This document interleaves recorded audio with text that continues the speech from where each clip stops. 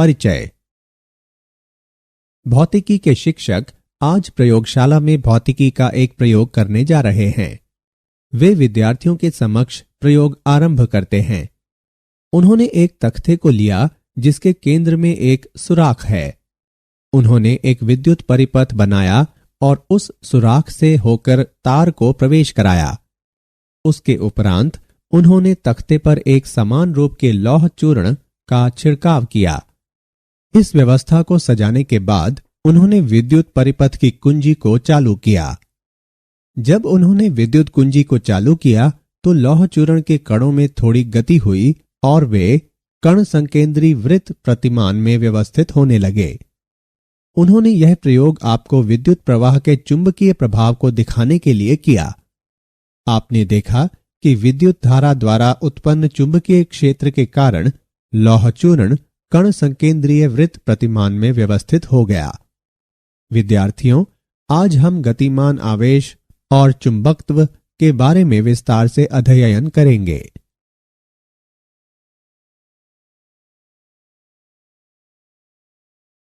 उद्देश्य।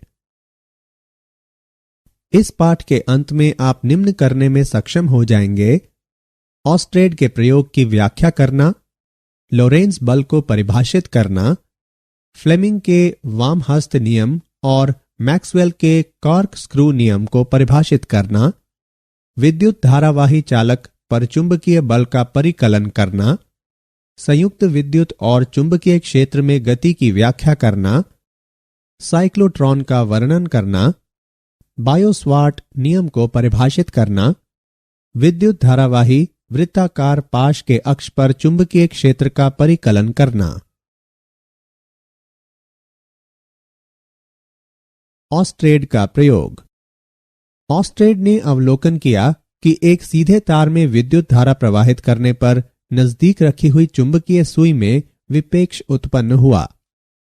जब तार को सुई के ऊपर रखा गया और दक्षिण से उत्तर से दक्षिण की विद्युत धारा प्रवाहित की गई तो चुंबकीय सुई का उत्तरी ध्रुव पश्चिम की ओर विक्षेपित हो गया। जब तार को सुई के नीचे लाया गया तो सुई की विपरीत दिशा में विक्षेपण हुआ। सुई तार के केंद्रतः वृत्त की स्पर्श रेखा संरेखित होती है।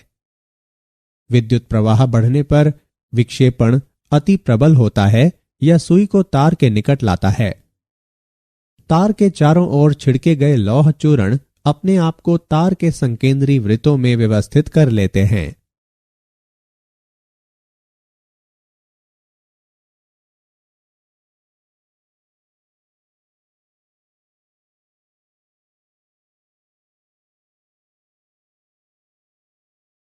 उत्तर ध्रुवीय ज्योति। ध्रुवों के निकट अक्षांश रेखाओं पर आकाश में देदीप्यमान रंग प्रदर्शित होते हैं, जो एक प्राकृतिक परिघटना है।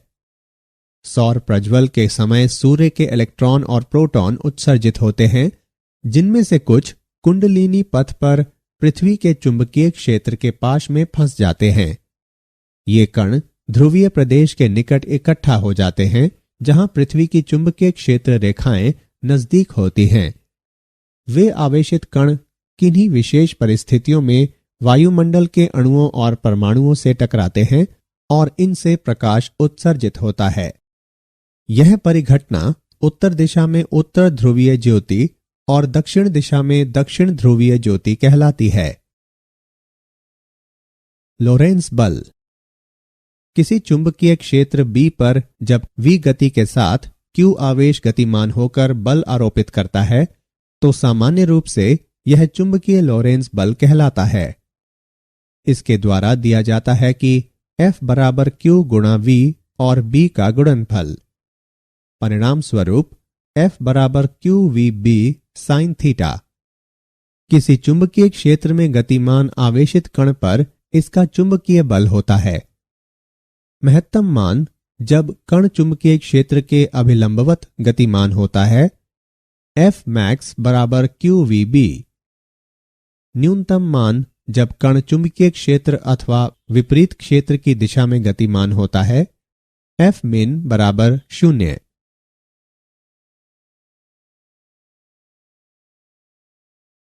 फ्लेमिंग का वामहस्त नियम।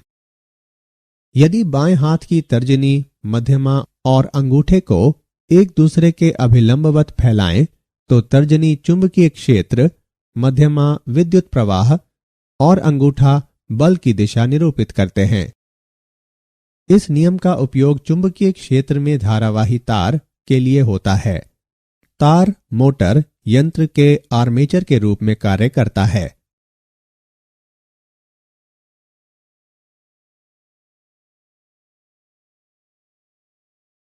मैक्सवेल का कॉर्कस्क्रू नियम। कल्पना कीजिए, दक्षिण हस्त कॉर्कस्क्रू को विद्युत धारावाही चालक के साथ स्थापित किया जाता है। यदि स्क्रू को इस प्रकार घूर्णन कराया जाता है कि यह विद्युत धारा की प्रवाह की दिशा में गतिमान हो, तो अंगुष्ठ के घूर्णन की दिशा चुंबकीय रेखाओं के बल की दिशा को इंगित करती है। विद्युत धारावाही संचालक पर चुंबकीय बल।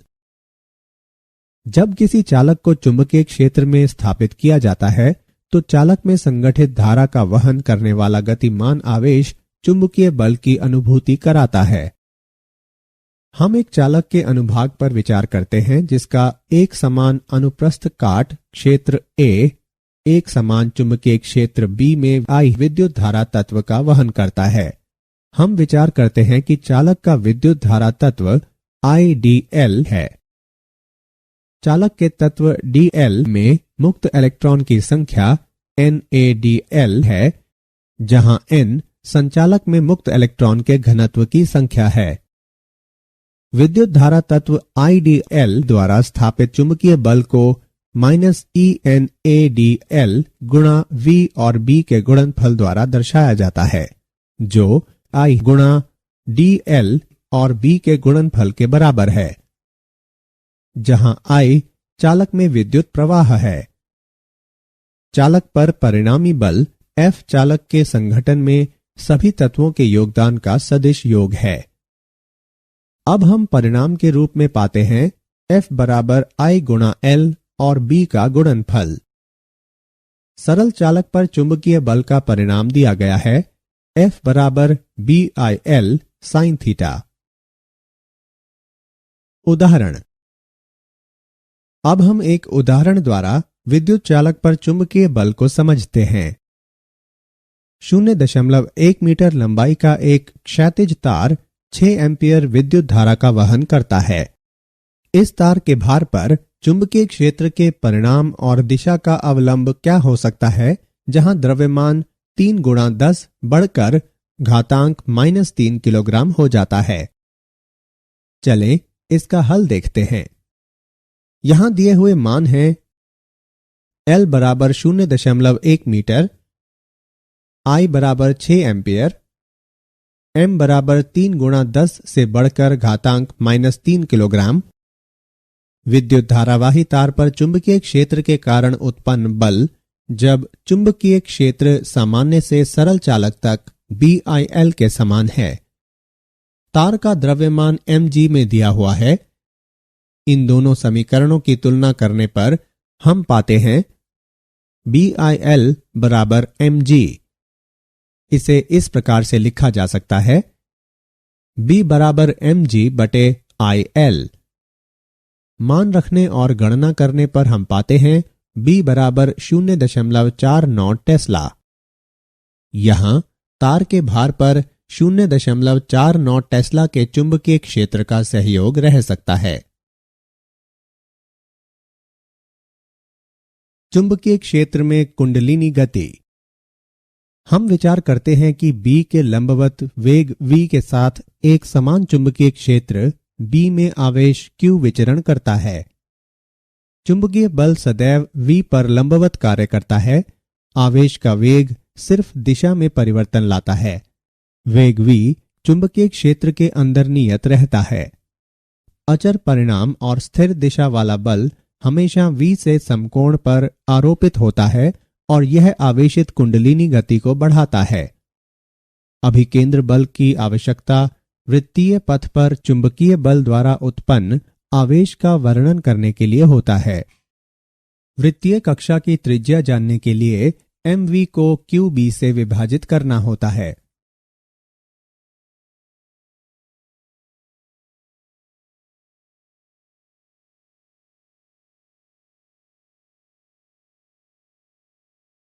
हम विचार करते हैं कि किसी कण का प्रारंभिक वेग v चुंबकीय क्षेत्र B के साथ एक पक्षीय या स्वैच्छिक कोण बनाता है।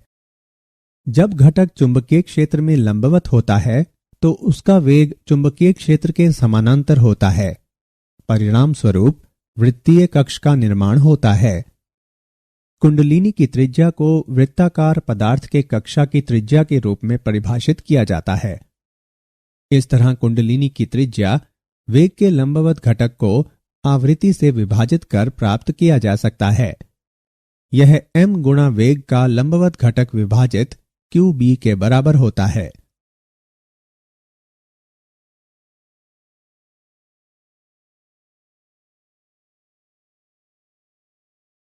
संयुक्त रूप से विद्युत तथा चुंबकीय क्षेत्रों में गति। वेग वर्णनकर्ता। यदि कोई आवेश वेग के साथ किसी ऐसे क्षेत्र में प्रवेश करता है जहां विद्युतीय और चुंबकीय क्षेत्र इस प्रकार है कि विद्युतीय और चुंबकीय बल समान और विपरीत है, तो उस क्षेत्र में आवेश का विक्षेपण नहीं होगा। यह तब संभव है जब विद्युत बल और चुंबकीय बल आपस में एक दूसरे के लंबवत हों। साइक्लोट्रॉन। साइक्लोट्रॉन एक ऐसा यंत्र है जिसका उपयोग प्रोटॉन या आयन जैसे आवेशित कणों में उच्च ऊर्जाओं तक त्वरण उत्पन्न करने के लिए होता है। साइक्लोट्रॉन के सिद्धांत एवं कार्य। साइक्लोट्रॉन एक सिद्धांत पर काम करता है। इसके अनुसार चुंबकीय क्षेत्र किसी वृत्ताकार पथ पर अपनी गति से मुक्त आवृत्ति के साथ गतिमान आवेशित कण में बाधक होता है, जहां विद्युत क्षेत्र इसे त्वरित कर सकता है। साइक्लोट्रॉन एक रिक्त गोलाकार पात्र से बना होता है जिसमें दो डीज अंग्रेजी वर्णमाला के अक्षर डी के आकार के होते हैं, जो एक दूसरे से अलग होते हैं। दोनों डीज अपने सीधे किनारों पर खुले हैं।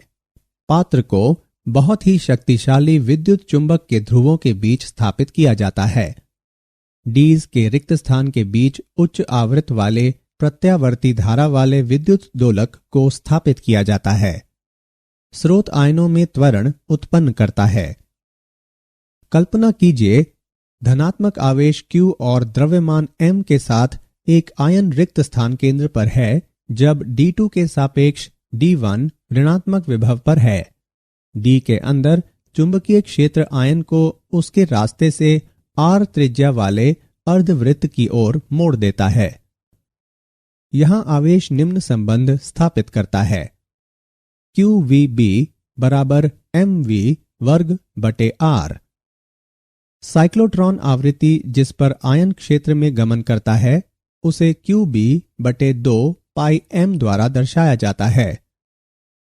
D में आयन द्वारा एक अर्धवृत्त को पूरा करने के लिए गया समय पाई M बटे QB द्वारा बताया जाता है। अनुनाद की स्थिति में आयन बारंबार त्वरित होने और ऊर्जा प्राप्त करने के लिए डीज के बीच में एक निश्चित समय पर पहुंचता है। अनुनाद की स्थिति में यह ऊर्जा कक्षा के आकार को बढ़ाने को छोड़कर कुछ नहीं करता है। आयन रिक्त स्थान से गुजरते समय हर बार ऊर्जा प्राप्त करने के लिए एक स्प्रिल पथ बनाता है, लेकिन प्रत्यावर्ती धारा विभिन्न चरणों में रन जाता है। डी की त्रिज्या में आयन वांछनीय ऊर्जा प्राप्त करता है। यह ऋणात्मक आवेशित प्लेट और यंत्र की पत्ती द्वारा विक्षेपित हो जाता है। आयन द्वारा प्राप्त महत्तम ऊर्जा को B वर्ग, R वर्ग और Q वर्ग के गुणनफल को 2m से विभाजित कर दर्शाया जाता है।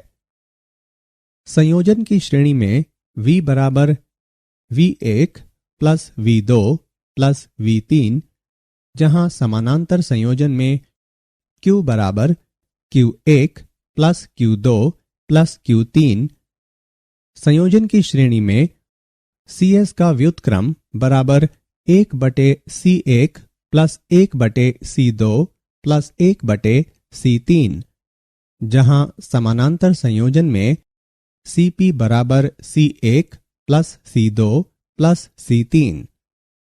संयोजन की श्रेणी में धारिता को कम करने के लिए संधारित्र श्रेणी में जुड़े होते हैं, जहां समानांतर संयोजन में संधारित्र धारिता बढ़ाने के लिए समानांतर क्रम में जुड़े होते हैं।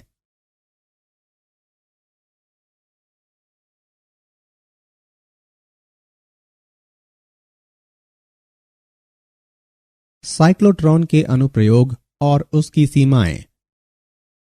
आणविक प्रतिक्रिया के अध्ययन में इसका इस्तेमाल होता है। इसका उपयोग आयनों के ठोस में प्रत्यापरण और उनके गुणों के रूपांतरण में होता है। इसका उपयोग रेडियोएक्टिव पदार्थों के उत्पादन में होता है जो बीमारियों के निदान और उपचार में काम आता है। उच्च वेग में सापेक्ष द्रव्यमान घटने से साइक्लोट्रॉन की आवृत्ति कम हो जाती है। इसकी वजह से विद्युत दोलक के साथ ये कण अनुनाद से बाहर चले जाते हैं। न्यूट्रॉन की तरह यह विद्युतीय उदासीन कणों के त्वरण में उपयोग में नहीं आता है। बायो-सवार्ट नियम। यह किसी बिंदु पर चुंबकीय क्षेत्र का गणितीय विवरण है जो विद्युत धारा तत्व के माध्यम से विद्युत धारावाही से दृष्टिगोचर होता है। बायो-सवार्ट नियम व्यक्त करता है कि किसी बिंदु P पर विद्युत प्रवाह IDL के सापेक्ष सदिश R और प्रवाही धारा I सक्रिय होती है तो चुंबकीय क्षेत्र dB का परिणाम है विद्युत धारा I के समानुपाती, विद्युत प्रवाह तत्व की लंबाई dl के समानुपाती, साइन थीटा के समानुपाती जहां थीटा r और dl के बीच के कोण हैं, और बिंदु P पर विद्युत धारा तत्व से r दूरी के वर्ग का व्युत्क्रमानुपाती। बायो-सवार्ट नियम का गणितीय स्वरूप। गणितीय स्वरूप में dB बराबर k गुणा I और dl व r कैप का वेक्टर गुणनफल क्रॉस प्रोडक्ट r की घात 2 से विभाजित, जहां k समानुपाती नियतांक है और इसका मान μ0/4 पाई द्वारा दर्शाया जाता है। अब सदिश रूप में बायो-सवार्ट नियम।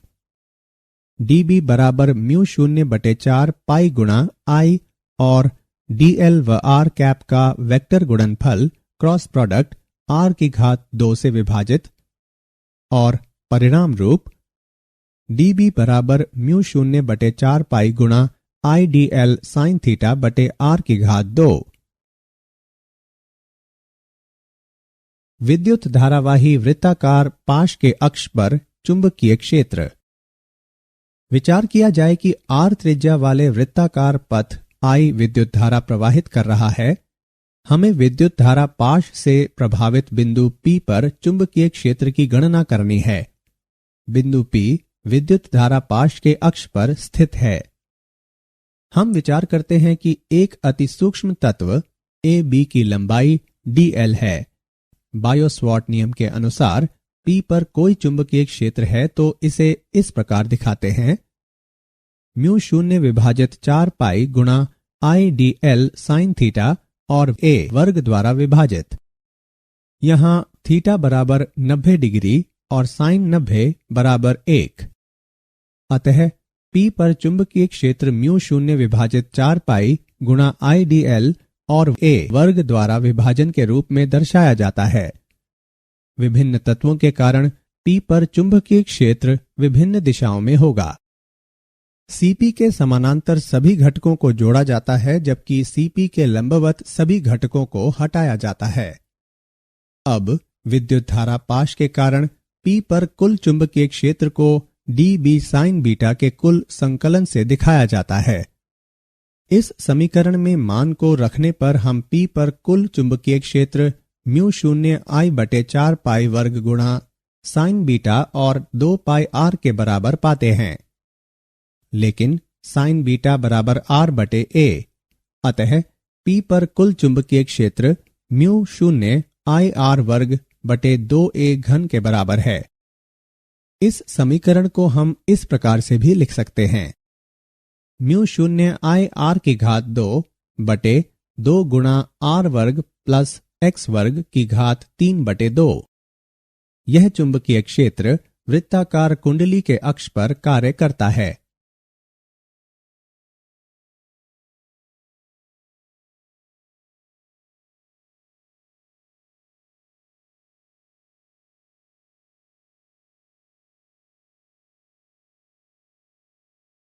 क्या आप जानते हैं साइक्लोट्रॉन और उसकी किरण पुंज रेखाएं लगभग 1.5 मेगावाट ऊर्जा खपत करती हैं।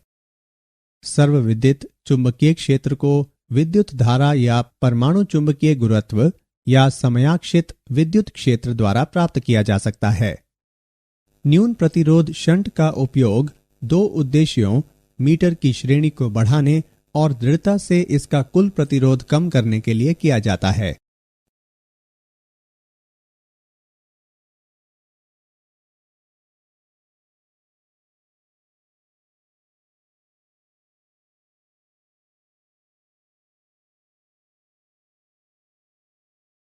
सारांश।